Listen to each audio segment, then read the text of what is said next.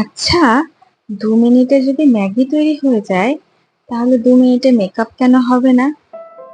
আজকে আমি 2 মিনিটে আমার মেকআপ কমপ্লিট করব। সুনয়নী মেকওভার অ্যান্ড ব্লগ চ্যানেলে সকলকে স্বাগত জানাই। আশা করি সবাই ভালো আছো। তো বেশি বকবক না করে চলো শুরু করা যাক। দেখো, এখানে আমি 2 মিনিটে টাইমার সেট করে দিলাম।